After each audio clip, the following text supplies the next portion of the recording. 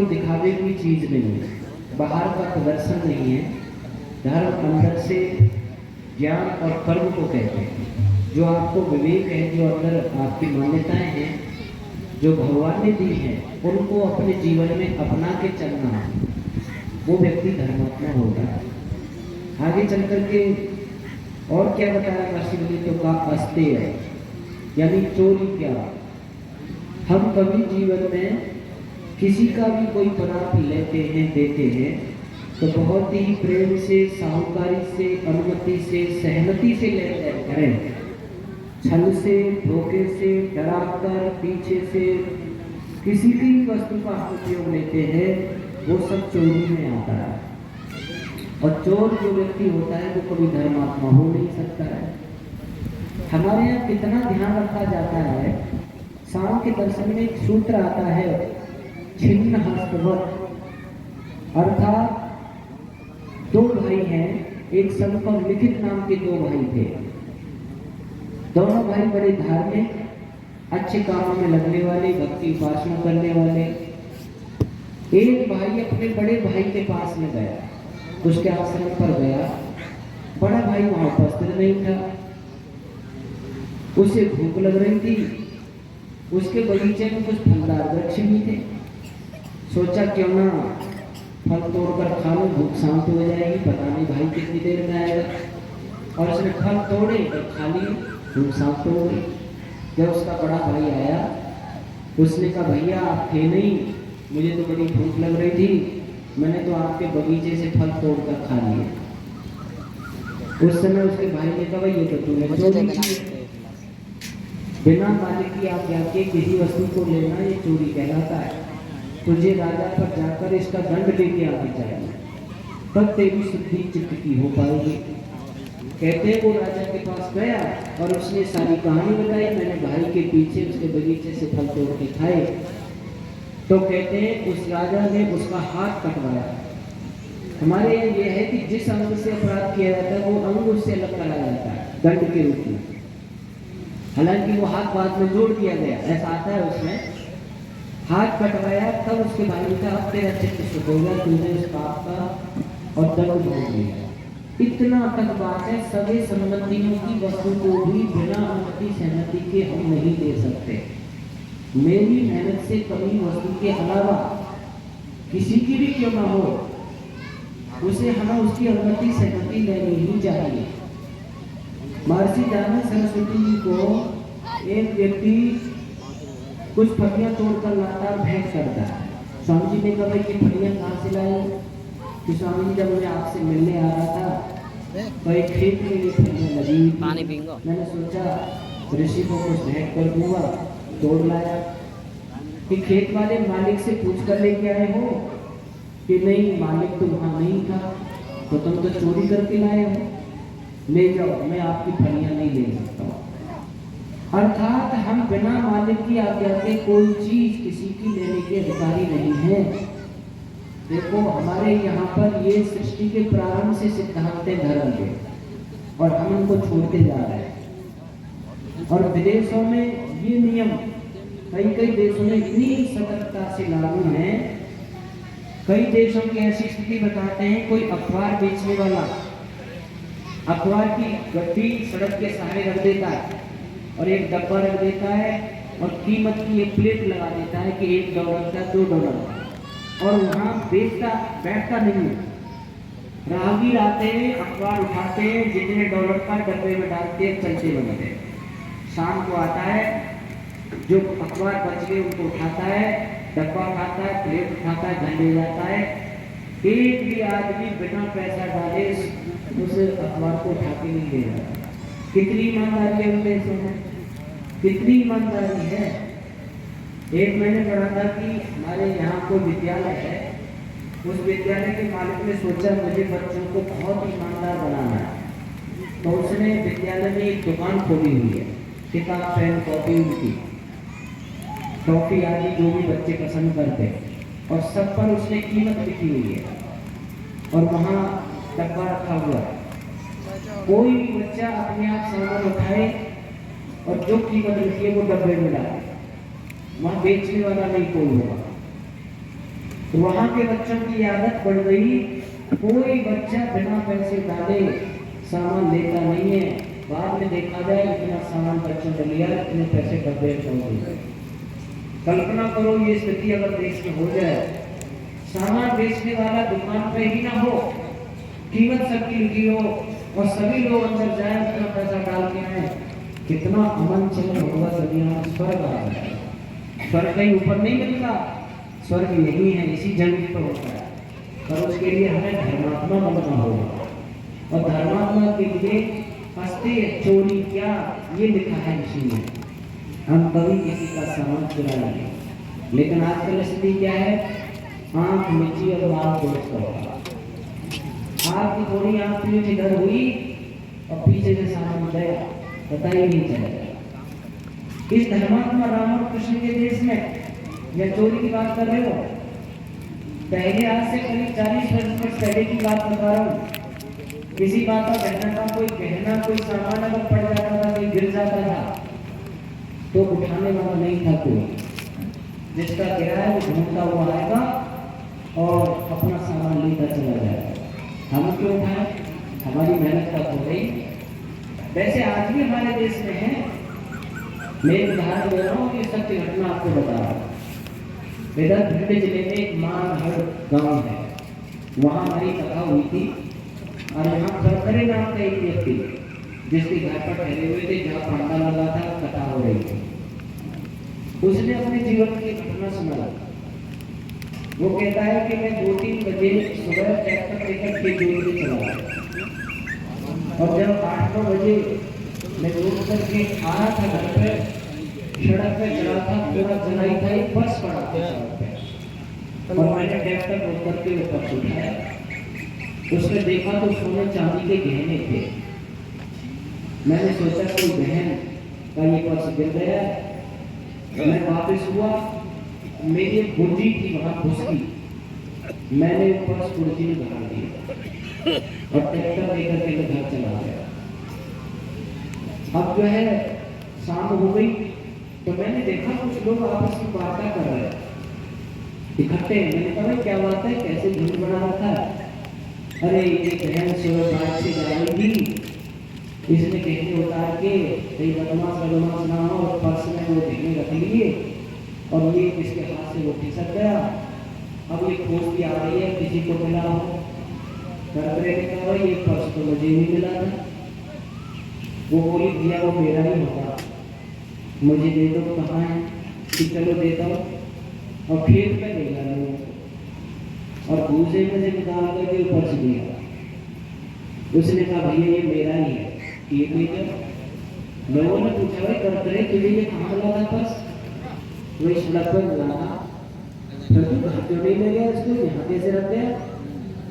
भाई मैंने सोचा ये किसी बहन बेटी का पर्स गिर गया, इसमें जेवर है, गहने हैं, महंगे हैं।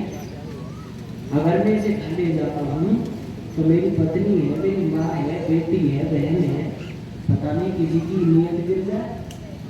बहुत से लोगों ने कहना भगवान जब धन देता था छप्पर फाड़ के देता, हमें तो छप्पर फाड़ के संपत्ति मिली है, हमने कोई चोरी थोड़ी की है।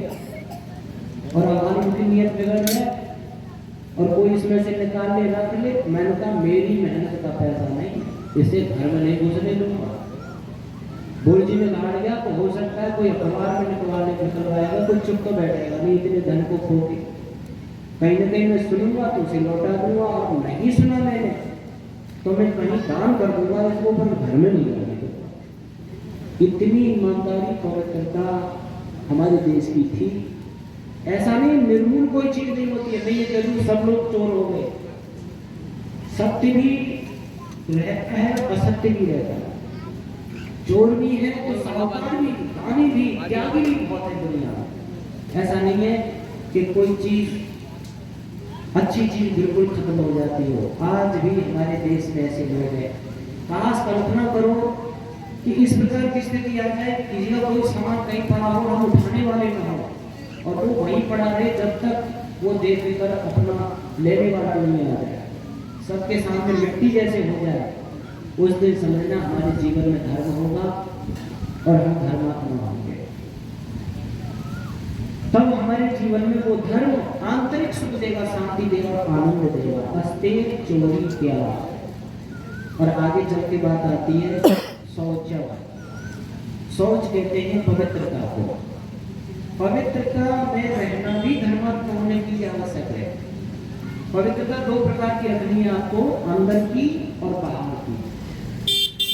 अंदर की है अंदर के अंतःकरण को राग द्वेष से, छल कपट से, गलत विचारों से साफ रखना। बाहर की पवित्रता है शरीर को साफ, वस्त्रों को साफ, स्थान को साफ, बर्तनों को साफ, जहां तुम रहते हो वहां की सफाई रखना। एक बात ध्यान रखना, हम अपने घरों को तो साफ रखते हैं, अपने वस्त्रों को भी बढ़िया धो के रखते हैं, अपने शरीर को भी शैम्पू साबुन से साफ रखते हैं। और जो सार्वजनिक जगह जैसे सड़कें हैं, धर्मशालाएं हैं, मैरिज होम हैं, बस स्टैंड हैं, बसें हैं, रेल हैं, रेलवे स्टेशन हैं, हॉस्पिटल हैं, जो सबके प्रयोग में आने वाली चीजें, वहां कितनी गंदगी फैला देते हैं, वहां कुछ भी डालते जाते हैं। हम ये नहीं समझते कि अधर्म कर रहा। जैसे हम अपने घर को साफ रखते हैं, वैसे हमें हर जगह साफ रखने की नियत बनानी पड़ेगी, तब धर्मात्मा बन सकता है। अगर बाहर गंदगी आप फैलाते हो तो भी अधर्म होता है, पाप ही होता है। मैं अपने जीवन की घटना बता रहा हूँ। एक गौमत में विचार जी हैं, सन्यासी हैं, पहले पौराणिक थे, गुरुवार समाज में आ गए, गुरुकुल खोला था उन्होंने। एक बार हम दोनों को मुझे कहीं हवन कराने के लिए ले जा रहे थे। अलीगढ़ से हम ट्रेन पे बैठे, लोकल ट्रेन थी। हमने मूंगफली ली, सर्दियों का समय था, और दोनों मूंगफली खाते जा रहे थे, छिलके डालते जा रहे थे। मेरे सामने एक पैंट कोट पहने हुए व्यक्ति बैठा था। उसने हाथ जोड़ के कहा, पुराना माने तो एक बात कहें। मैं कहा कहिए। जब मैं सफेद धोती कुर्ता में रहता था कि आप भी कोई पंडित जी से लग रहे, टोपी भी है, तो ये तो सन्यासी है, आप भी ध्यान नहीं रख रहे, यही कचरा डाल रहे हो, गंदगी डाल रहे हो। ये हमारी ट्रेन है, हमारा घर है, हम सूटकेस बैग भी नीचे रखते हैं, कोई मरीज होता है वो लेट भी जाता है, भीड़ होती है तो बैठ भी जाते हैं, और ये सब लोग इसमें कचरा डालते जाए तो ये तो कचरे का बन जाएगा। एकदम मुझे होश आया, मैंने तुरंत काम पकड़े, वास्तव में मैं तो ये अधर्म कर रहा हूँ, पाप कर रहा हूँ। मैंने तुरंत वो छिलके इकट्ठे किए और पॉलिथीन की थैली में रख के अपने बैग में रख लिए। जहाँ मुझे लगेगा कि यहाँ कचरा डालना चाहिए वहाँ डालूंगा। उस दिन मुझे होश आया, सार्वजनिक स्थानों पर गंदगी फैलाना भी पाप है, अधर्म है, इसका भी दंड भगवान देगा। कई कई देशों में ऐसे नियम है। एक गुड़गांव का व्यक्ति मुझे बता रहा था, मैं विस्मृत हो गया बता दो। वो कह रहा था कि फलाने देश में मेरा बेटा नौकरी करता है। मैं एक बार उनसे मिलने गया तो एयरपोर्ट में मुझे लेने आया। अब वो पिता की तरह मुझे समझा रहा है जैसे वो पिता यात्रा की सावधानी समझाता है, वैसे पुत्र कह रहा है, पिताजी यहाँ सड़कों पर खिड़की के बाहर शीशा खोलकर कोई कागज का टुकड़ा भी मत फेंक देना, कोई थूक मत देना, पीक मत डाल देना। यहाँ सीसी कैमरे लगे हुए रोड पर, अगर तुमने कागज का टुकड़ा भी, टिकट का भी डाल दिया, तुरंत आगे पुलिस मुझे पकड़ेगी। और कई सालों पहली बात कर रहा हूँ, वो कह रहा है कि मुझे इतना हर्जाना देना पड़ेगा जैसे हमारे यहाँ पे 20-21 रुपए केवल एक कागज के टुकड़े को डाल देता। वहाँ की सड़कें ऐसी मिलेंगी जैसे आपके घर नहीं मिलेंगे, इतने साफ सुथरे मिलेंगे। उन लोगों ने धर्म के लक्षण ले लिए और अपना लिए, और हम सारी दुनिया को धर्म की बात बताने वाले, हम इनको त्यागते जा रहे हैं। हम पूरे देश को कचरा घर बनाते जा रहे हैं। केवल अपने घर को साफ, अपनी देह को साफ रखते हैं, बाकी घर का क्या कचरा सड़क पर डाल दिया, केले का छिलका डाल दिया, गुटखा खा रहे, इधर थूका, इधर थूका, इधर थूका, तंबाकू खा रहे। पहले बस में लिखाना पड़ता सरकार को, धूम्रपान वर्जित है, सार्वजनिक में धूम्रपान ना करो। आज लिखवाना पड़ता बस में थूकना वर्जित है। पढ़ा लिखा व्यक्ति गुटखा खा रहा है, बस की दीवार पर ही थूक रहा। आप देखो खिड़की में कितने गुटखा बड़े बड़े रहते हैं। अभी शुरू में माइक लगाया, गुटखे की ऐसी बदबू आ रही इसमें से, मुश्किल से अब इसने साफ सूफ करके दिया तब मैं बोल पा रहा हूँ। इतने गुटखा से भरे रहते हैं, कहीं भी माइक उठा हुआ। आदमी को ये होश नहीं है पढ़ा लिखा, मुझे थूकना कहाँ चाहिए, इतनी अकल नहीं है। तो बताओ धर्मात्मा क्या जरूरत है। पर बड़े बड़े तीर्थ यात्राएं करेंगे, पाठ पूजा करेंगे, क्या फायदा हो रहा है उससे? जीवन में धर्म आना चाहिए, आचरण में धर्म आना चाहिए। ऋषियों ने शौच तक की बात लिखी है, सफाई, पवित्रता, स्वच्छता। आजकल मोदी जी ने भी अभियान चलाया, स्वच्छ भारत। जहाँ रहो वहाँ तो बिल्कुल साफ सफाई रखो, देश में रोग नहीं आएंगे, अव्यवस्थाएं नहीं होंगी, आपका देश मजबूत हो जाएगा। ये महर्षि मनु सृष्टि के प्रारंभ में लिख करके गए शौच, पवित्रता। किस किस की बात बताएं? एक चटकुला आता समझाने के लिए। आज स्थिति इतनी बिगड़ गई है, पहले घर में चाबी थी ना हाथ की, माताएं बहनें चलाती थी, तो एक रमनू नाम का चाबी खोटने वाला था, चाबी खोटा करता था। अब शाम हो गई से वो अपने घर जा रहा था, तो एक बुढ़िया माँ मिल गई उसे रास्ते में। उसने कहा, रमनू मेरी चक्की बड़ी बेकार हो रही है, आटा नहीं बना है, तो उसे खोद दे। रमनू ने कहा, शाम हो गई है, घर जा रहा हूँ, कल आ जाऊंगा तब फोड़ दूंगा। अरे नहीं बेटा, उसे खोद जा, कल का आटा बनाना है मुझे, मेरे घर में आटा नहीं है। अरे कल खोद दूंगा, ना आज ही खोद जा, जिद पड़ देखो। तो सोचा चलो खोद देता हूँ। अब वो चाबी का पाट उठाया, छेनी हथौड़ा फोड़ने लगा। अब बुढ़िया ने काम में अभी पानी भर के लाती, बड़े से कुआं से वो चली गई। और शाम हो रही थी, रमनू को जल्दी थी थोड़ी। अब जल्दबाजी में उसकी चोट ऐसी पड़ी कि पाट के दो टूट हो। एकदम रमनू घबराया, अरे ये तो बड़ा नुकसान हो गया। बुढ़िया गाली गलौज करे, ऐसा कर तू भाग ले। उसने अपने छेनी हथौड़ा रखे थैला में और खड़ा हो। रमनू की लंबाई जरा 6 साढ़े 6 फुट का था। पहले ऊपर छींके लटके होते थे, उनमें घी के मलरिया रखी होती थी। तो ऐसे रमनू उठा, छींके से उनका सिर टकराया, उसमें घी की मलरिया थी, वो जमीन पर गिरी, वो टूट गई। उसने कहा, बढ़िया बताइए, और दूसरा नुकसान हो गया, पर तू भाग ले। अब वो भागा तो उसकी किवाड़ लग रही थी, गरीबी का जीवन था, बेचारे ने अचक ऐसे ही चिपका रखी थी, धीरे से लगा देती थी, खोल देती थी। और उसने रमनू ने एकदम से दीवार को ऐसे खींचा खोलने को, वो ऐसी अधर पधर रखी कि टूट के वहीं पे पड़ी। अरे इसकी तो अब यह किवाड़ भी टूट गई, और वो भागा वहां से। इधर से सामने से बुढ़िया आ रही थी। बुढ़िया ने कहा, रमनू चाबी फोड़ दी माँ, कि अपना मेहनताना तो ले जा, मजदूरी तो ले जा, पहले ना दिया करे, फिर कल ले लूंगा। अरे पता नहीं मरे गए, मेहनताना ले जा, मर गई तो तेरा कर्जा रह जाएगा मेरे पे, फिर कल ले लूंगा माँ, फिर ना अभी ले जा। अब वो तो अपने गांव की जाने की फिक्र है। बुढ़िया ने कुर्ता पकड़ लिया रमनू का, ना अभी ले जा, फिर पता नहीं मिले न मिले। अब खींचा तानी में बुढ़िया के सिर से घड़ा गिर पड़ा और फूट गया। बुढ़िया बोली, अब तेरा सत्यानाश जा रमनू, मैंने तो मेरा बड़ा नुकसान कर दिया। मैं अभी तो कुम्हार से घड़ा लेके आई थी, अब मैं पानी कायम घर पे लाऊंगी, मैंने मेरा बड़ा नुकसान कर दिया। तो वो बैठ के रो दू। उसने ऐसे कहा, उसने कहा, बुढ़िया माँ किसको रो रही, घर पे जाके देख ऐसा करके आया हूँ घर में। तो देखो किस किस के लिए ऋषि मुनि बताएं, थूकने तक की बताई जा रही है। भाई गुटखा, तंबाकू खाना, छिलके फेंकना, ये पूरी अपनी इस पृथ्वी माता को सुंदर बना करके रखिए, पवित्र बना करके रखिए। आज स्थिति इतनी बिगड़ रही है कि हर जगह भयावह स्थिति है। धर्म को कोई लोग समझ नहीं पा रहे, छोड़ते जा रहे हैं। किसी कवि ने व्यवहार को बनाया है, क्या गजब आसार बनते जा रहे, कैसे ये मरनार बनते जा रहे, क्या गजब आसार बनते जा रहे, क्या गजब आसार बनते जा रहे, क्या गजब आसार बनते जा रहे।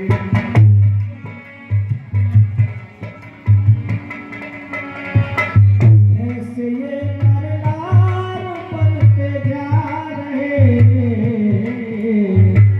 कैसे ये नरनार बनते जा रहे।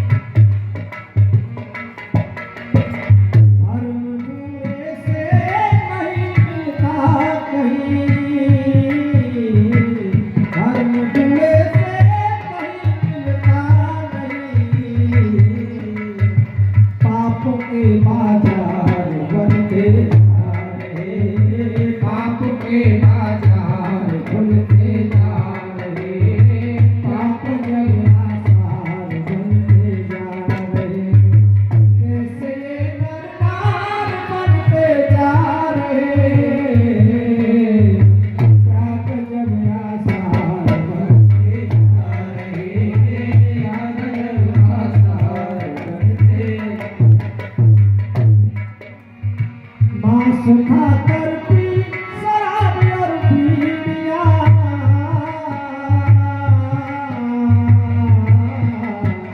मांस खाकर पी शराब और बीड़ियाँ, आज सब बीमार